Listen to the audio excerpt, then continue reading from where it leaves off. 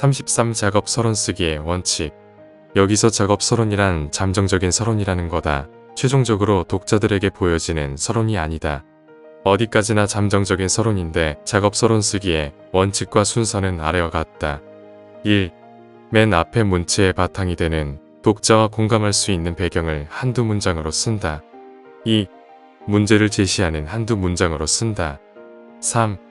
독자들이 이 문제로 인해 어떤 고통과 대가를 치르는지 또 치르게 될지 한두 문장으로 쓴다. 4. 문제에 대한 해법의 핵심을 간략하게 언급하는 문장으로 끝맺는다. 이게 작업 서론 쓰기의 원칙과 순서이다. 34. 서론과 결론의 문제. 그래서는 서론과 결론의 호응과 일치성이 중요하다. 작업 서론을 썼으면 결론도 생각을 해야 하고 조금이라도 써두는 게 좋은데 자서론의 마지막 한두 문장과 결론에서 제시하는 가장 중요한 문장을 비교하라. 의미가 상통하지 않거나 서로 보완하지 않으면 서로 긴밀하게 연관되도록 바꿔라.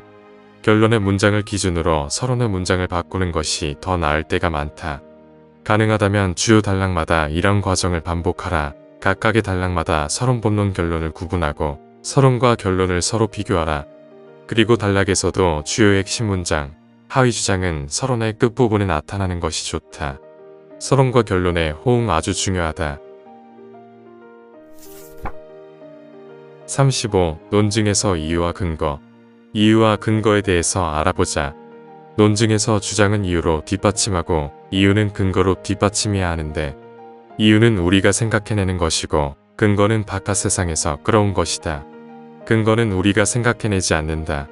근거는 직접 독자들이 눈으로 볼 수 있고 확인할 수 있는 것이다. 이유와 근거에 오늘날 대학 스포츠는 개혁해야 한다.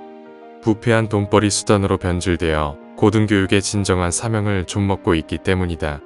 최근 3년 동안 운동선수가 등을 받았다는 기사만 46건이 터졌고 학생으로서 채워야 하는 학업 요건을 면제받는 특혜를 누린 선수들이 121명이나 되었다.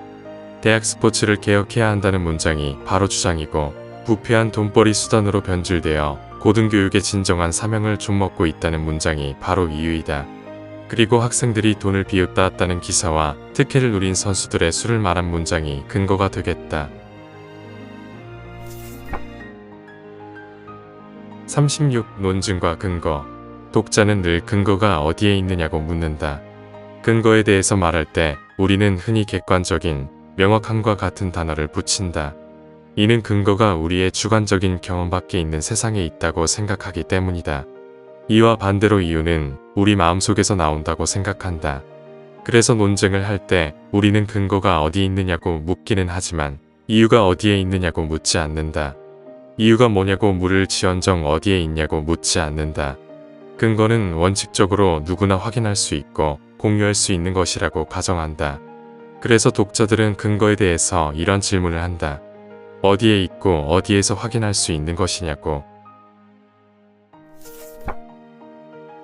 37. 논증에서 독자와 근거. 비판적인 사고를 하는 독자는 의심이 많은데 특히 근거를 가지고 의심한다. 그래서 제시하는 근거가 충분한지, 적절한지, 신뢰할 수 있는 출처에서 수집했는지, 근거 자체를 충분히 또 정확하게 보고 인용하는지 눈여겨본다. 이는 곧 논증의 수준을 판단하고 저자의 에토스를 판단하는 기준이 된다. 근거의 문제가 특히 신뢰감을 주는 정도를 결정하는 것이다.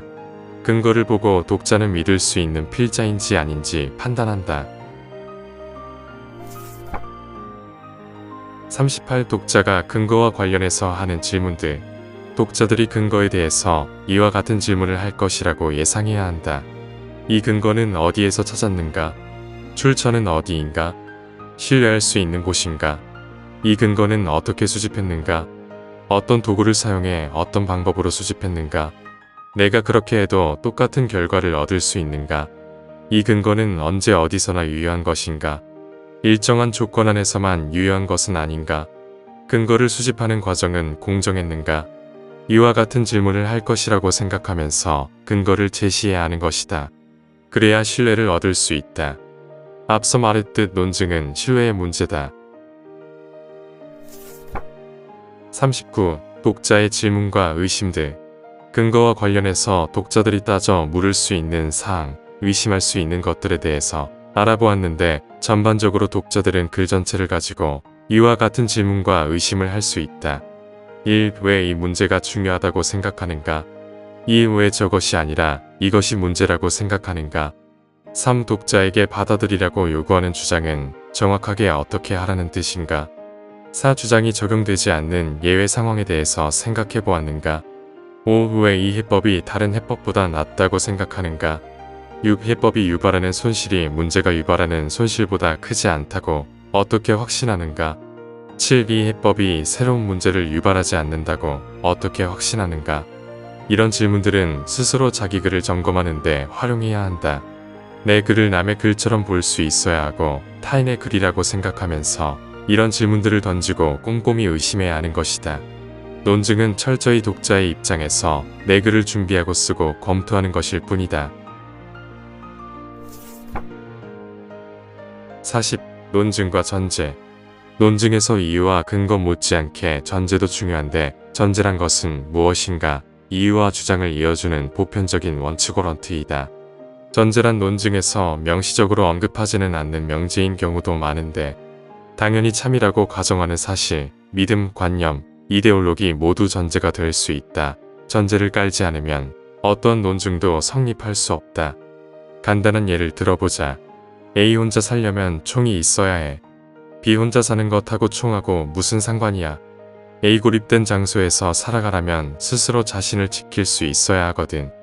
여기서 마지막 문장 고립된 장소에서 살아가려면 스스로 자신을 지킬 수 있어야 해가 전제다. 41. 논증의 타당성과 전제. 전제는 논증을 논리의 닻을 내리게 하는 요소이다. 그 전제란 것이 논증의 글쓰기에서 왜 중요할까?